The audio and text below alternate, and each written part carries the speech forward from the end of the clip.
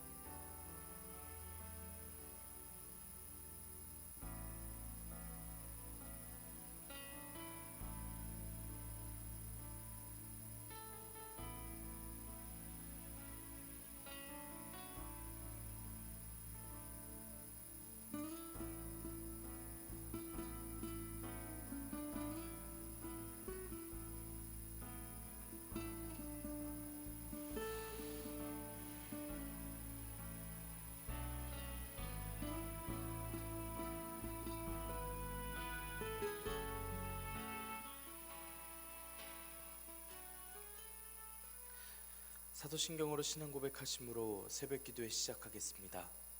전능하사 천지를 만드신 하나님 아버지를 내가 믿사오며 그 외아들 우리 주 예수 그리스도를 믿사오니 이는 성령으로 잉태하사 동정녀 마리아에게 나시고 본디오 빌라도에게 고난을 받으사 십자가에 못 박혀 죽으시고 장사한 지 사흘 만에 죽은 자 가운데서 다시 살아나시며 하늘에 오르사 전능하신 하나님 우편에 앉아 계시다가 저리로서 산자와 죽은 자를 심판하러 오시리라. 성령을 믿사오며 거룩한 공회와 성도가 서로 교통하는 것과 죄를 사하여 주시는 것과 몸이 다시 사는 것과 영원히 사는 것을 믿사옵나이다. 아멘. 찬송가 27장 빛나고 높은 보좌와입니다. 빛나고 높은 보좌와 그 위에 앉으신 주 예수 얼굴 영광이 해같이 빛나네. 해같이 빛나네. 지극히 높은 위엄과 한없는 자비를 무천사 소리 합하여 늘 찬송드리네. 늘 찬송드리네.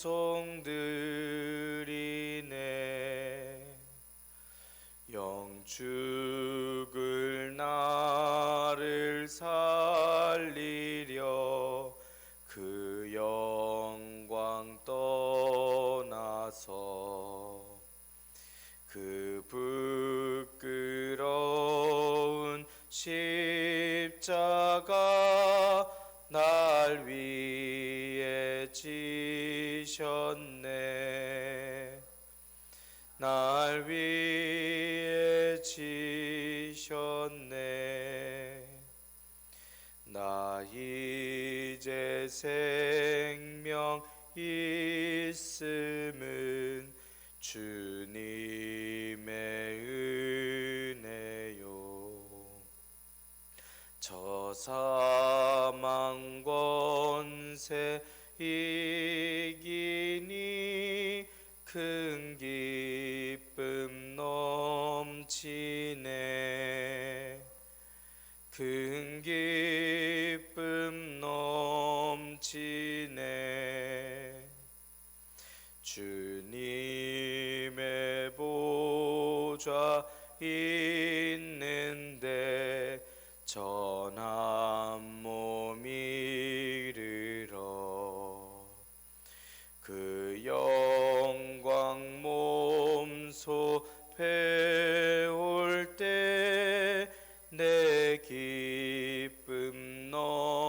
넘치네. 내 기쁨 넘치리.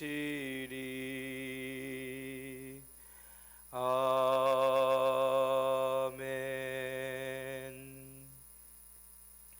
은혜롭고 자비로우신 하나님 아버지, 오늘도 새 하루를 허락하여 주시니 감사합니다. 주님의 부르심을 듣고 모인 저희들 하나님께 찬양하고 기도할 때 들어주시오며 저희를 받아 주시옵소서. 저희들에게 영원한 소망과 또한 천국을 허락하여 주셔서 주님께서 허락하여 주신 그 천국을 향하여 저희들 날마다 더 확신하고 또 구체적인 꿈을 꾸게 하시니 감사합니다. 주님께서 허락하신 그 영원한 주님과의 동행 동거하는 그날을 기대하며 저희들이 오늘도 살아가오니 저희들에게 힘과 믿음과 지혜와 인내를 더하여 주시옵소서.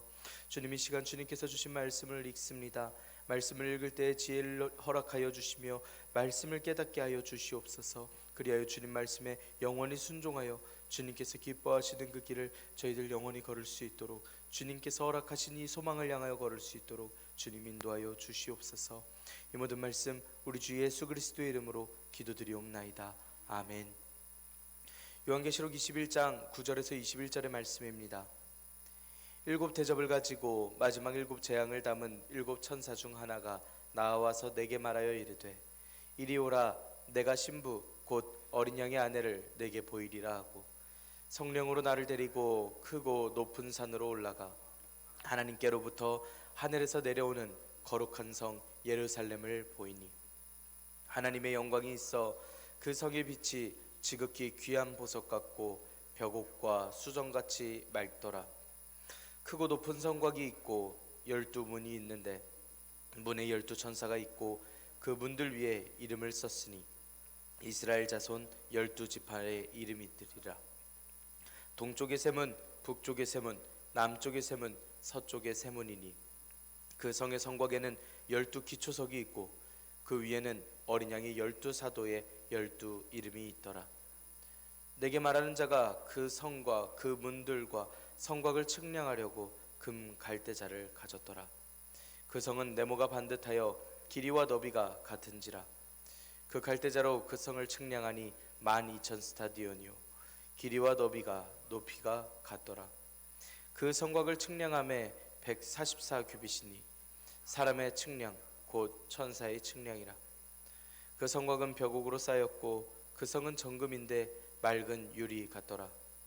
그 성의 성곽의 기초석은 각색 보석으로 꾸몄는데 첫째 기초석은 벽옥이요 둘째는 남보석이요 셋째는 옥수요 넷째는 녹보석이요 다섯째는 홍마노요 여섯째는 홍보석이요 일곱째는 황옥이요 여덟째는 농옥이요 아홉째는 담황옥이요 열째는 비취옥이요 열한째는 청옥이요 열두째는 자수정이라.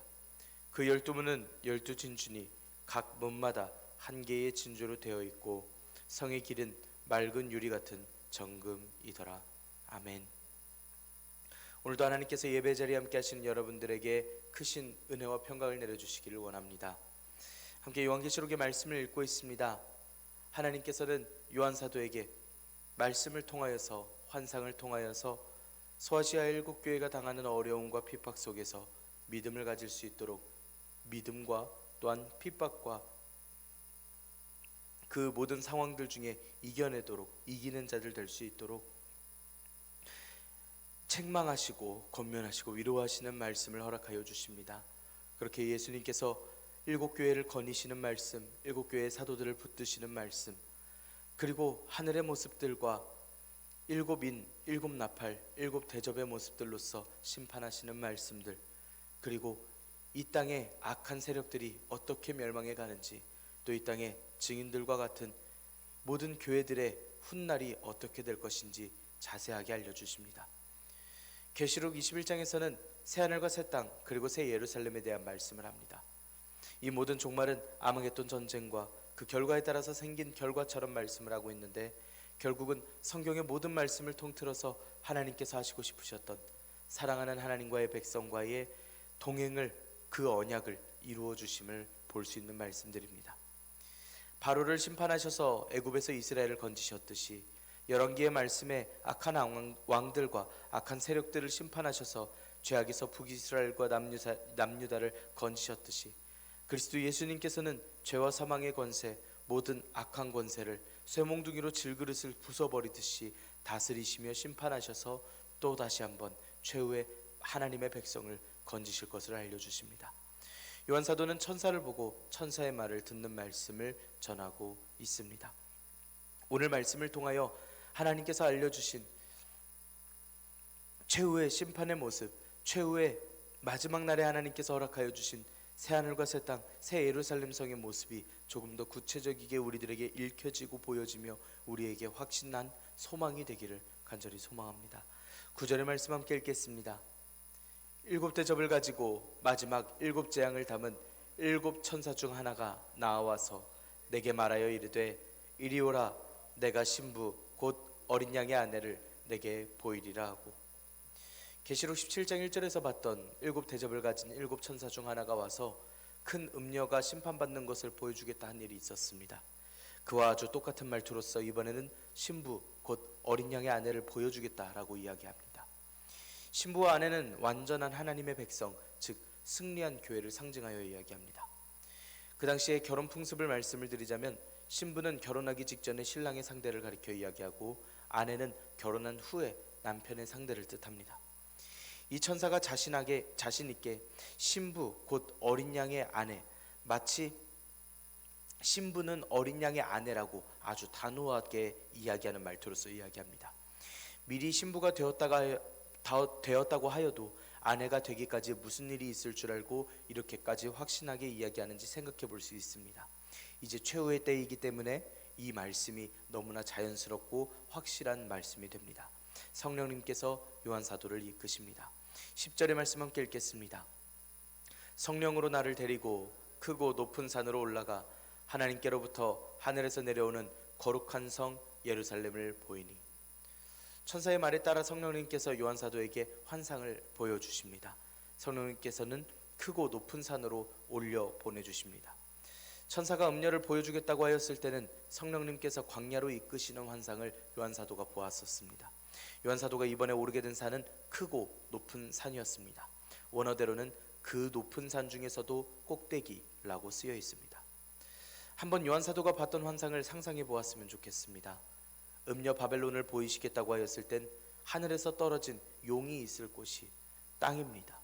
땅의 모든 일들을 보려면 별 굴곡 없고 펼쳐져 있는 그러한 곳으로 가야 그 환상이 잘 보일 것입니다. 이번엔 하늘에서의 일을 보이겠다라고 하는 천사의 말인데 그 아내, 신부, 곧 예루살렘을 보려고 하늘의 일을 보려고 한다면 가장 높은 곳에 올라가서 봐야 되지 않겠습니까? 하늘에서 내려오는 거룩한 성 예루살렘을 보기 적합한 높은 산으로서 올라가는 그러한 환상인 것입니다. 이제 하나님께서 알려주시고 말씀해 주셨던 거룩한 성 예루살렘이 오고 있습니다.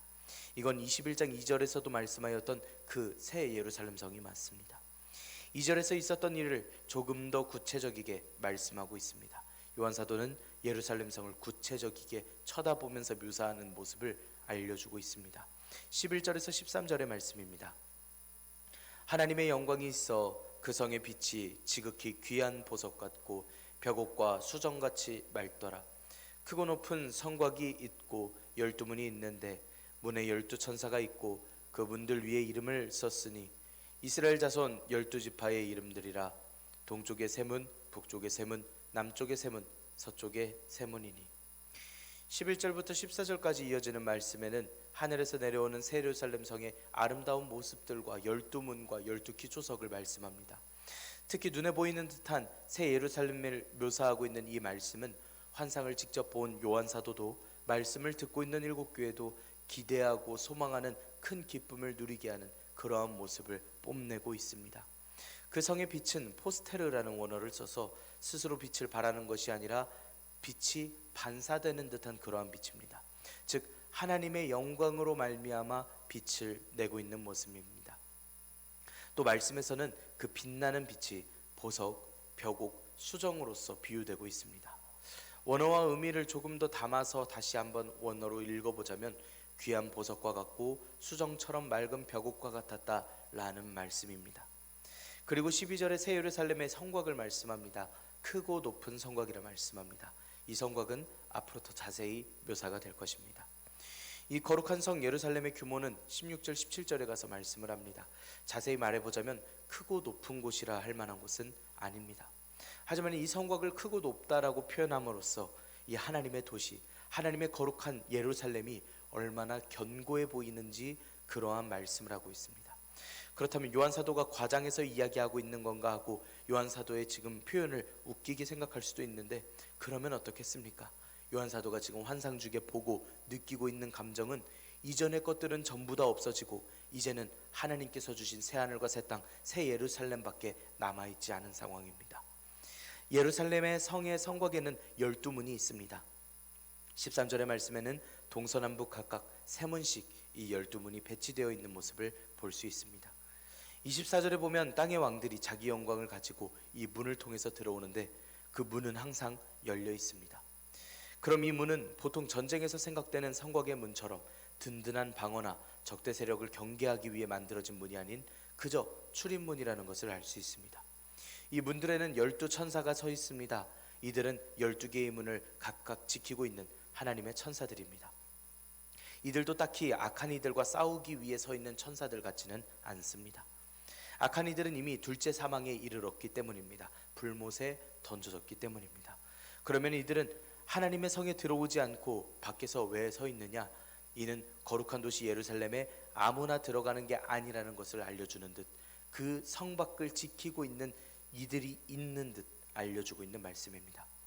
알려주신 말씀대로라면 오직 어린 양의 생명책에 이름이 기록되어 있는 자들만 들어갈 수 있습니다. 각각의 문들 위에 적힌 것은 이스라엘의 12지파의 이름입니다. 12지파가 1만 2천 명씩 합쳐서 14만 4천 명, 즉 아무라도 능히 셀 수 없는 큰 무리, 즉 하나님의 백성들만이 거룩한 도시에 들어가는 그러한 모습입니다. 이 새 예루살렘은 하나님의 백성들만을 위한 그 도시가 맞습니다. 이런 모습은 에스겔 48장 30절에서 34절 사이의 말씀을 떠오르게 합니다. 에스겔 선지자는 최후의 때에 이스라엘 모든 지파가 각자의 땅을 분배할 때 자신들에게 할당한 충분한 기업을 취하면서 회복된 도시에 예루살렘으로 출입할 수 있는 각 지파 소유의 문을 가지게 될 것이다 라고 선포합니다. 이건 하나님의 백성 전체가 그 누구도 예외도 없이 하나님의 거룩한 도시에 들어갈 수 있는 자격과 은혜를 갖게 될 것이라는 선포였습니다. 에스겔 선지자를 통해 주셨던 말씀이 이루어지고 있는 듯 이 모습이 더욱더 확신할 수 있는 요한 사도가 적어낸 환상, 즉 요한 계시록의 말씀입니다. 14절의 말씀 함께 읽겠습니다. 그 성의 성곽에는 12기초석이 있고 그 위에는 어린 양의 12사도의 12이름이 있더라. 성의 성곽에는 또 12기초석이 있습니다. 기초석이라 표현하는 건 건물을 지을 때 가장 아래에 자리하여서 건축할 때 가장 먼저 세워져야 하는 돌입니다. 가장 아래에 가장 기초가 되는 돌입니다.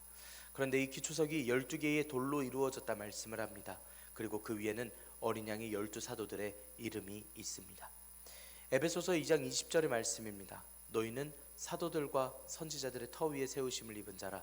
그리스도 예수께서 친히 모퉁이 돌이 되셨느니라. 아멘. 이건 교회를 이루고 사도들과 선지자들이 이룬 예루살렘 성임을 알려주는 말씀이고 동시에 예수님께서 그 보증을 서주시는 듯 한 말씀입니다. 친히 예수님께서 모퉁이 돌이 되어주셨습니다. 모퉁이 돌은 집을 지을 때 기초가 되는 돌들이 서고 기둥들이 서고 그 모서리들이 만날 때 집의 모서리들이 만나는 모퉁이에서 집을 단단히 받쳐주는 주춧돌을 말합니다. 분명 하나님께서 예비하신 하나님의 거룩하신 도시인데 이 도시의 구성 요소가 사도들로 이루어졌다라는 말씀에 우리 신앙의 선배들이 쌓아왔던 그것이 오늘 우리가 행할 믿음의 싸움들이 아무런 의미 없던 것이 아니었구나라는 것을 깨닫게 됩니다. 오늘 역사는, 오늘 역사의 종말은 나누어진 것이 아니라는 것을 알 수 있습니다. 하나님께서 정말로 우리의 수고를, 우리의 이 열심을 들어 사용하셨구나라는 것을 깨닫게 하십니다. 이것을 듣고 깨닫고 또 한 번 더 확신하며 다짐할 수 있는 7교회입니다. 요한사도에게 말을 걸던 천사가 눈에 들어옵니다. 그 천사가 무언가를 들고 있는 말씀을 전합니다. 15절에서 17절의 말씀 함께 읽겠습니다.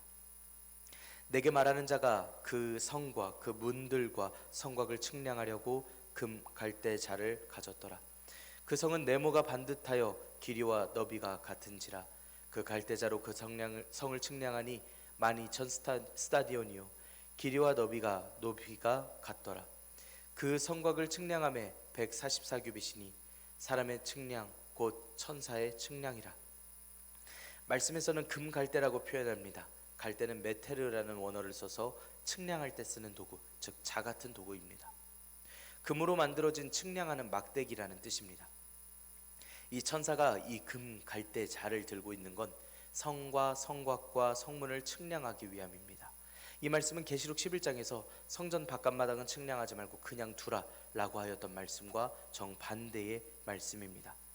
11장에서는 하나님께서 완벽하게 보호하실 말씀이었음을 알려주셨다면 이번에는 거룩한 성의 규모와 완전한 균형을 말씀하는 데 사용하기 위한 그러한 말씀입니다.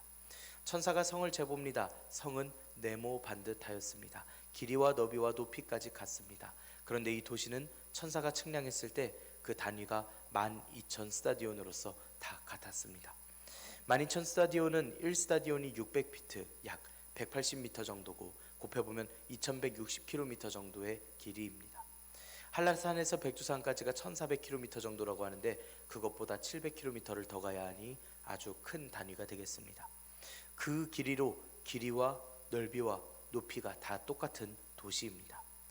이렇게 길이와 넓이가 높이가 다 같은 도시는 열왕기상 6장에서 나왔던 지성소의 모습을 떠올리게 합니다. 하나님의 언약궤를 두기 위한 예비한 그 지성소가 20규빗씩으로 다 일치했습니다. 지성소는 하나님께서 임해 주심을 떠올리게 하는 장소입니다. 거룩한 도시가 그렇게 높이, 너비, 길이가 다 같으면 하나님께서 지성소에서 함께 해주셨듯이 이 도시에 함께하여 주시는 그러한 모습이구나라는 것을 떠올릴 수 있겠습니다. 12,000 스타디온의 12,000은 하나님의 백성들을 뜻하는 12, 완전함, 그 열을 뜻하는 숫자 열을 곱하는데 열 이렇게 완전한 숫자 3번을 열을 곱해서 하나님의 통치하심이 완전하시고 또 완전하심을 깨닫게 합니다. 천사는 또 성곽을 측량합니다. 또 이번에 재본이 144규빗입니다. 12절에서 크고 높은 성곽을 말씀했기 때문에 지금 재고 있는 144규빗이 높이로 여겨집니다. 144규빗은 약 70m에 이릅니다. 도시는 2160km에 가까운 넓이와 높이와 길이를 가지고 있고 이 도시의 성곽은 고작 70m 정도밖에 되지 않습니다. 성에 비해서 성곽이 너무나도 작아 보입니다. 그런데 이게 두께라고 한다면 지나치게 두꺼운 성곽이 될 것입니다. 이게 너비였건 두께였건 이 성곽은 144규빗의 높이라는 것입니다. 144는 12 곱하기 12 곧 하나님의 백성의 숫자를 사용함으로써 또 완전함의 이야기를 함으로써 상징하고 있는 말씀입니다. 하나님께서 완전하시게 통치하심이 하나님의 완전하신 그 백성들의 숫자들을 기다리고 있는 듯한 그러한 말씀입니다. 18절에서 벽옥에 대하여 말씀을 드리겠지만 그 백성들을 말씀하고 있는 성곽마저도 하나님의 임재하심이 보호하심을 알 수 있습니다. 18절의 말씀 함께 읽겠습니다. 그 성곽은 벽옥으로 쌓였고 그 성은 정금인데 맑은 유리 같더라. 18절에서 21절의 말씀에서는 성과 성곽과 성곽 기초석의 재료들을 말씀하는 말씀입니다. 우선 성곽은 벽옥으로 쌓여 있습니다. 새 예루살렘이 벽옥으로 둘러쳐진 성벽을 가지고 있는 듯한 모습입니다. 11절에서 하나님의 임재를 묘사하는 데 말씀되었고 계시록 4장에서는 보좌에 앉으신 분의 모습을 묘사하는 데도 사용되어서 이 말씀을 열심히 읽어서 벽옥이라는 단어를 듣는다면 일곱교회는 하나님의 임재하심, 하나님의 모습을 설명하는 단어라고 먼저 떠올릴 수 있겠습니다. 예루살렘 성은 하나님의 임재로 둘러싸여 있습니다. 성의 재료는 정금입니다. 불순물이 하나도 섞여 있지 않은 금을 뜻합니다. 그 금은 마치 맑은 유리와도 같습니다. 일곱교회는 이런 밝은 성을 실제로 본 적이 있습니다. 헤롯 성전이 그렇게 생겼습니다. 전면이 다 금으로 되어 있어서 해가 뜰 때마다 빛이 반사되어서 눈이 부셔본 그런 경험이 있습니다. 그럼 이 말씀을 들으면 그런 성벽이 어디 있는가라고 의심할 일이 없습니다. 맑은 유리와 같이 빛나는 하나님의 성이 눈앞에 보이듯이 더 구체적이게 떠오릅니다. 자신들이 봐왔던 그런 정금과 같던 그 벽을 이들이 떠올리며 이 말씀을 공감하며 읽을 수 있는 말씀입니다. 19절 20절의 말씀입니다. 그 성의 성곽의 기초석은 각색 보석으로 꾸몄는데 첫째 기초석은 벽옥이요 둘째는 남보석이요 셋째는 옥수요 넷째는 녹보석이요 다섯째는 홍만호요 여섯째는 홍보석이요 일곱째는 황옥이요 여덟째는 노곡이요 아홉째는 담황옥이요 열째는 비취옥이요 열한째는 청옥이요 열두째는 자수정이라. 이번에는 성곽의 기초석에 대해서 설명합니다. 14절의 말씀처럼 그 위에 12사도들의 이름이 써져 있고 성곽의 12기초석이 하나님의 모든 백성, 교회를 말씀하고 있다는 것은 알 수 있습니다. 그런데 그 교회를 상징하는 성곽의 기초석은 각색 보석으로 꾸며져 있습니다. 12개의 보석들을 말씀합니다. 이 각색 보석은 모두 진귀한 돌이라는 뜻을 가지고 있습니다. 마지막 때에 하나님께서 허락하신 예루살렘 성은 진귀한 돌과 같이 빛나는 하나님의 백성들로서 구성되어 있다는 것을 알려주는 듯한 그러한 말씀입니다. 원어에서는 꾸몄는데 라고 하는 원어가 우리로 따지자면 하나님께서 하셨다라는 그런 존댓말이 섞여져 있습니다. 즉 이렇게 성곽의 기초석이 12개로 일일이 꾸며진 것은 하나님께서 꾸미셨다라고 원어로 쓰여 있던 것입니다.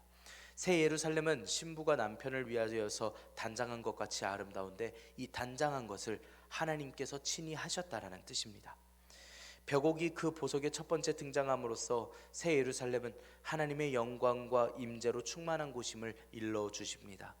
남보석은 맑은 하늘색의 귀한 보석으로서 사파이어를 이야기를 하고 옥수는 구리로 된 규산염을 이야기를 하고 보는 방향에 따라서 색이 변하는 귀한 보석입니다.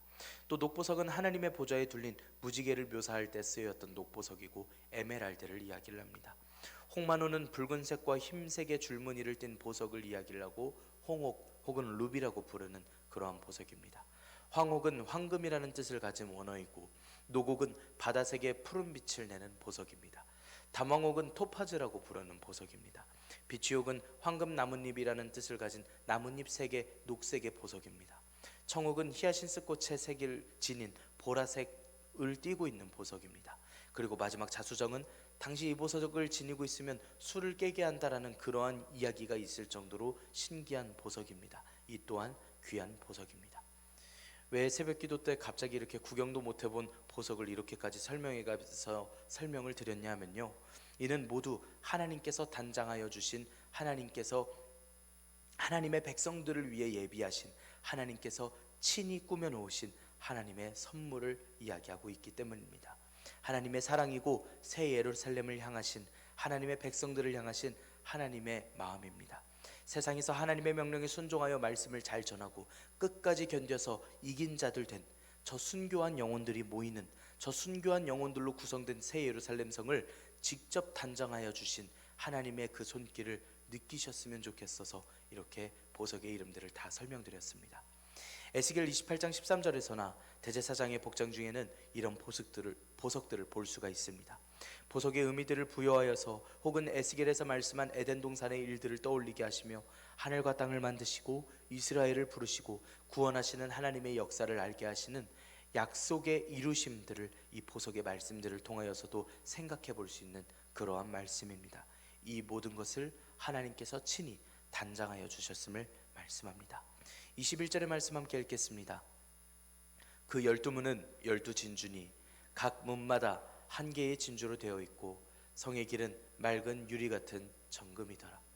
그리고 12문의 재료입니다. 이 12문은 12천사가 지키고 있고 그 문들 위에는 이스라엘 12지파의 이름들이 써져 있습니다. 하나님의 모든 백성들을 말씀하고 있는 바로 그 12문입니다. 이 12문이 진주로 되어 있습니다. 당시 진주가 귀한 것을 떠올려 보자면 예수님께서는 진리와 견주어서 진주를 이야기를 하셨었고, 바울 사도는 진주가 금이나 비싼 의복처럼 사치와 풍요의 표시라고, 치장하지 말고 염치와 정절로서 단장하라고 디모데전서 2장에서도 말씀한 바가 있습니다. 그렇게 고귀한 보석이, 그런 진주가 12문의 재료라고 이야기합니다. 12개씩이나 되는 문이 다 진주입니다. 그리고 그 성의 길은 맑은 유리 같은 정금으로 되어 있습니다. 이 역시 거룩한 성 새 예루살렘의 길의 재료가 얼마나 순수하고 깨끗한 황금으로 이루어져 있는지 알려주시는 동시에 또 동시에 얼마나 빛이 나고 있고 얼마나 환상적인 빛을 발하고 있는지, 그것이 이 새 예루살렘 성을 향하고 있는 모든 순교자들에게, 모든 교인들에게 예비되어 있음을 알게 하십니다. 자꾸 예루살렘 성을 묘사하는 말씀에 맑다라고 이야기하는 것은 그 모습이 투명하여서 빛을 반사하고 빛을 그대로 보여준다라는 뜻입니다. 거울에다가 빛을 비춘다고 할지라도 도중에 물건이 있으면 그 눈부심은 도중에 막혀버립니다. 하지만 그런 것 없이 끊임없이 이 모든 구석구석이 다 맑고 그 빛들이 서로를 비추고 있음을, 투영하고 있음을, 하나님의 영광이 이 새 예루살렘에 가득하다라는 것을, 하나님의 영광이 안 비추시는 곳이 없이 하나님께서 모든 곳에 임재하시는 듯한 그러한 형상을, 그러한 모습을 떠올리게 만드는 이 말씀의 묘사였습니다. 최후의 때의 환상적인 모습들을 통해서 저 빛을 보기 위해서, 저 보석을 내가 발견하기 위해, 저 보석을 내가 손에 얻기 위해 나는 최선을 다할 거야 라고 마음을 먹을 사람은 아무도 없습니다.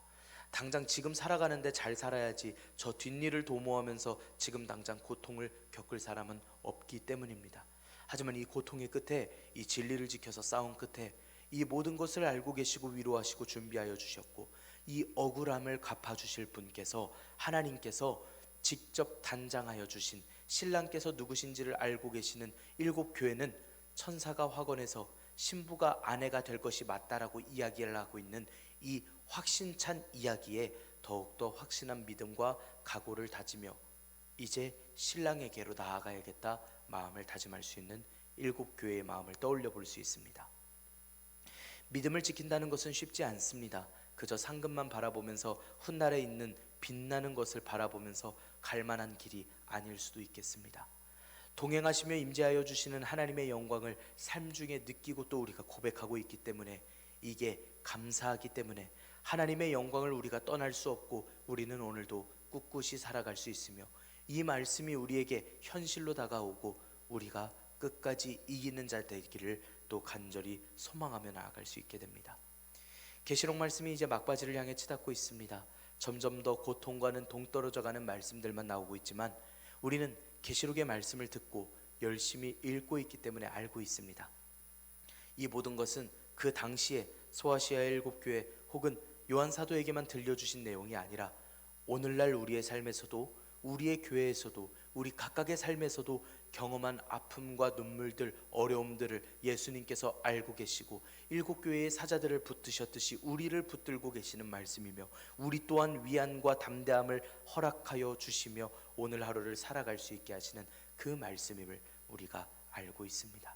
그리고 이 싸움의 끝에 모든 것을 알고 계시며 억울함을 갚아주시며 주시는 하나님의 위로하심이, 하나님께서 영원히 함께 하심이, 하나님께서 임재하여 주시고 하나님께서 비추시는 하나님의 영광이 온 땅에 가득한 그 날을 우리에게 허락하여 주심이, 오늘 이 하루를 살아가는, 오늘 11월 23일을 살아가는 저 여러분들에게 큰 힘이 되어 주시고 또 능력이 되어 주시며 확신이 되어 주시는 줄 믿습니다. 오늘도 주님께서 허락하여 주신 영원한 소망으로서 승리하시기를 간절히 소망합니다. 기도하겠습니다. 은혜롭고 자비로우신 하나님 아버지, 저희들에게 은혜와 평강과 영원한 천국을 알려주시니 감사합니다.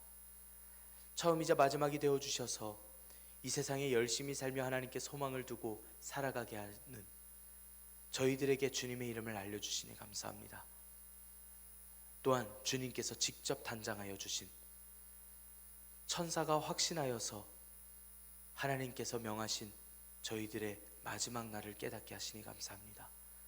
그래서 저희가 오늘 저희들에게 다가오는 불시험을 잘 견디고 이겨내어 하나님의 사랑을 받게 하시니 감사합니다. 저희들에게 오늘날 힘되시고 능력되어 주셔서 능히 오늘 하루도 잘 이기도록, 또한 지혜를 허락하여 주셔서 저희들 이 말씀이 깨달아지고 주님께서 허락하여 주신 소망이, 이 영원한 천국의 소망이 저희들의 소망이 되게 하여 주시옵소서. 또 하루를 살아갈 때 말씀이 떠올라 하나님의 보호하심 아래에 있을 수 있도록 주님 인도하여 주시옵소서. 그리하여 마음에 결단하고 순종하기를 주님께서 정하신 그날까지 늘 믿음의 싸움을 하는 저희들이 되게 하시고, 세상을 향해 긍휼을 품고 계신 하나님의 마음을 시원케 해드리는 복음을 전하는 오늘 귀한 하루가 되게 하여 주시옵소서. 하나님, 저희들 오늘 사업과 일터, 가정과 학업 어떤 상황 중에서도 하나님께 의지하며 기도하오니 들어 주시옵소서. 저희는 내일을 또 소망하고 오늘을 또 소망하며 주님께서 허락하여 주신 이 날에 저희가 최선을 다하여 믿음의 경주를 하기를 원합니다. 오늘 임하여 주시고 말씀하여 주실 우리 하나님을 기대합니다. 주님 말씀하여 주신 사랑의 약속들을 속히 이루어 주시며 주 예수님께서 어서 오실 날을 향하여 오늘 하루도 버티고 이기는 자들 되게 하여 주시옵소서. 이 모든 말씀 우리 주 예수 그리스도 이름으로 기도드리옵나이다. 아멘. 하늘에 계신 우리 아버지여, 이름이 거룩히 여김을 받으시오며 나라가 임하시오며 뜻이 하늘에서 이루어진 것 같이 땅에서도 이루어지이다. 오늘 우리에게 일용할 양식을 주시옵고 우리가 우리에게 죄 지은 자를 사하여 준 것 같이 우리 죄를 사하여 주시옵고 우리를 시험에 들게 하지 마시옵고 다만 악에서 구하시옵소서. 나라와 권세와 영광이 아버지께 영원히 있사옵나이다. 아멘. 우리 시간 함께 기도하기를 원합니다. 오늘의 말씀을 지켜내기 위하여 하나님께서 직접 단장하여 주신 그 귀한 천국을 우리가 바라보며 소망할 수 있도록, 주님께서 허락하여 주신 영원한 소망을 꿈꿀 수 있도록 믿음과 담대함과 결단을 더하여 주시라고 함께 기도합시다. 하나님의 마음에 합한 나라가 되어지도록 함께 기도할 수 있기를 원합니다. 정직한 나라, 선한 나라가 되어지도록 우리 이 시간 함께 기도할 수 있기를 원합니다. 또 우리나라의 지도자들의 청렴을 위하여서 함께 기도할 수 있기를 원합니다. 오늘 저녁 수요 성경 공부를 위하여서 함께 기도하시기를 원합니다. 우리 이 시간 한 목소리로 함께 기도드리겠습니다.